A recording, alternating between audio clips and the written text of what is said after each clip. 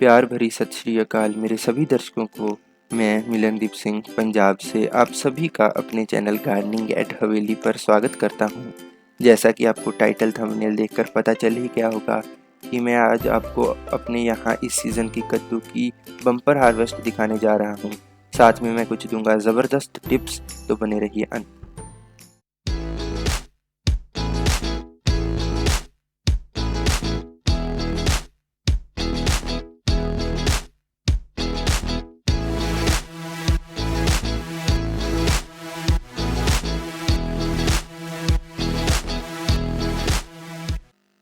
तो दोस्तों, शुरुआत करते हैं हम इस सीज़न के सबसे बड़े कद्दू से।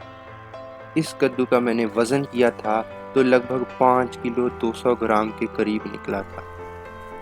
इस कद्दू को तोड़कर जो मुझे खुशी मिली है, मैं वो आपके सामने बयान नहीं कर सकता। ये तो वे लोग ही समझ सकते हैं जो स्वयं गार्डनिंग से जुड़े हैं। और भी आगे आगे देखते जाइए।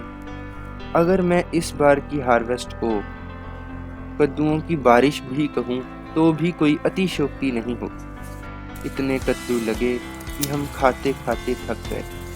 हमने कद्दू की सब्जी तो हर तीसरे दिन बनाई ही, साथ साथ में हमने कद्दू के मीठे पकौड़ों से लेकर कद्दू के मालपूड़े सब कुछ ट्राई कर लिया। मार्केट से तो कद्दू क्या लाने थे, हमने तो आसपास गांव में इतने कद्दू बांटे कि हम बांटते बांटते भी थक गए।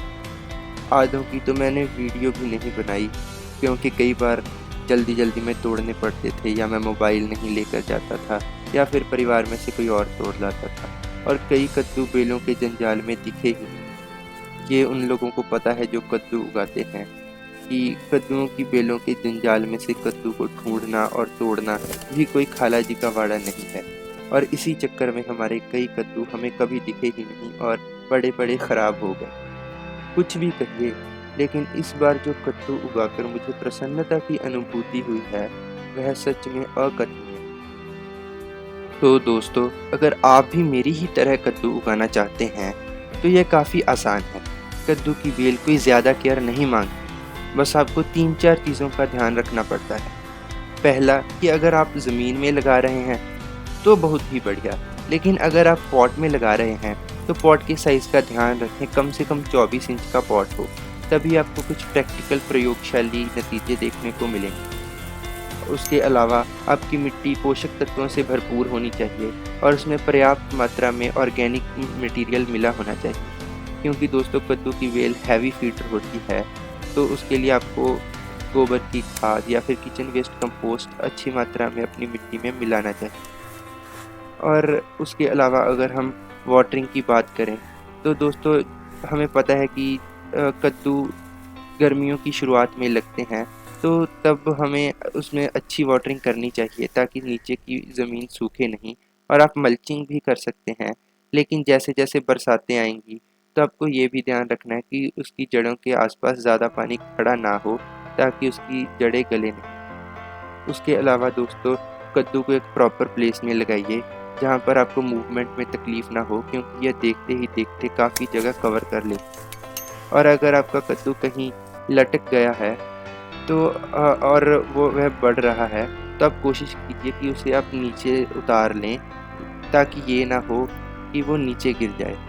ऐसा मेरे साथ भी हुआ था। इस वीडियो के अंत में जो आप लटके हुए कद्दूओं की फ़ोटो देखेंगे, वो दोनों कद्दू नीचे गिर गए थे। और दोस्तों, वैसे कुछ खास नहीं हुआ था। खड़ जा मामा।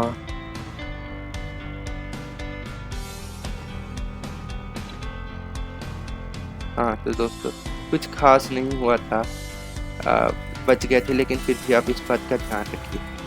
और ये दोस्तों, खीरे और ककड़ी भी मेरे यहाँ काफ़ी लगते रहे हैं। ये मैंने कद्दू के साथ तोड़े थे, तो मैंने एक ही वीडियो में डाल दिया। और अगर हम बात करें डिजीज़ की, पेस्ट्स की, तो कद्दू में ज़्यादातर कोई पेस्ट्स नहीं लगते। शुरुआत में आप देखिए कि रेड पम्पकिन बीटल ना लगे, इससे थोड़ा ध्यान रखिए।